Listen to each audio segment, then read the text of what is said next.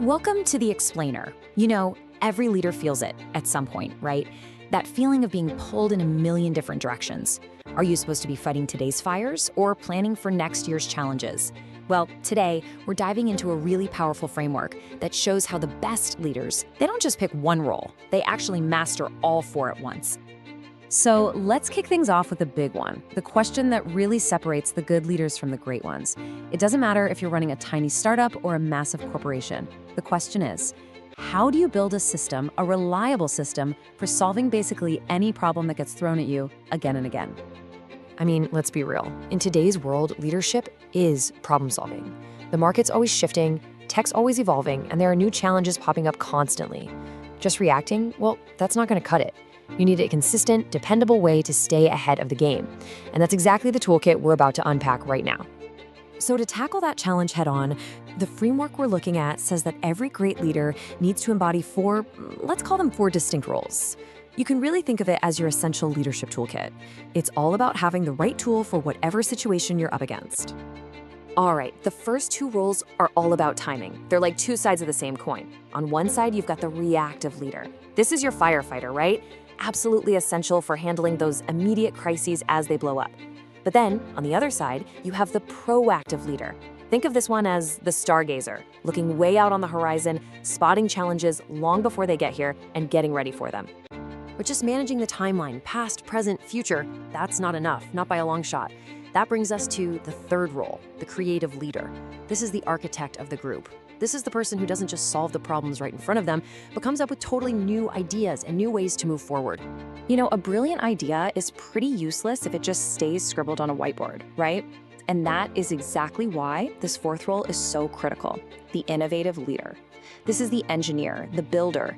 They take that creative blueprint from the architect and they actually make it happen, successfully bringing that new idea to life inside the organization. Okay, so here's the most important part to get. Real leadership isn't about picking your favorite role and sticking with it. The complete leader moves between all four, like seamlessly. They have to be the firefighter, the stargazer, the architect, and the engineer all at once, blending those skills to handle whatever comes their way. All right, so we've got the four roles down, but you know, knowing what they are is one thing. Knowing when to use them, that's a whole different ballgame. So how do you pull it all together? Well, that's where a guiding framework comes in, what we're calling an innovative methodology that ties everything together. Yeah, the source material calls this the innovative methodology. And don't think of it as some rigid step-by-step rulebook. It's much more like an operating system for your brain as a leader. Its whole job is to give you the mental flexibility to look at any situation, a crisis, a new opportunity, a long-term goal, and just know, almost intuitively, which of those four roles you need to be in at that exact moment. And this is where it gets really cool. When a leader actually uses this methodology effectively, they stop being just a problem solver. They're weaving every single action, every decision, every new idea into something so much bigger, a clear, coherent, long-term strategic vision. And that right there really gets to the heart of it all. This whole framework, it's not just about putting out fires a little better. The ultimate goal, the whole point, is to build a clear, compelling, strategic vision that basically acts as a North Star for everyone in the organization. And we need to be super clear about this. This vision isn't just some vague dream or wishful thinking. No way. It's a concrete plan for the future. It's a practical, actionable roadmap that lays out the exact steps you need to take to make that future a reality. So, what's the final destination on that roadmap? Where does it all lead?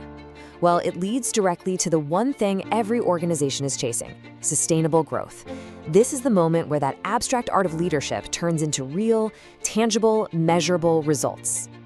You can really see the flow here, can't you? It's a clear path. It all starts with the leader's actions, applying this methodology. That action forges the vision, which gives everyone direction. And that clear direction, that's what finally unlocks sustainable growth. Each step just flows right into the next. So if you take one thing away from this, let it be this. A leader's best skills, their creativity, their ability to see the future, their drive to innovate. These aren't just fluffy, abstract ideas. They are the direct inputs that produce the most concrete results you can imagine: growth, stability, and real long-term success. So let's wrap this up with a question for you to take with you. It doesn't matter if you're leading a huge company, a small team, or even just your own career. The question is this: what is the long-term vision that you are building with every single thing you do today?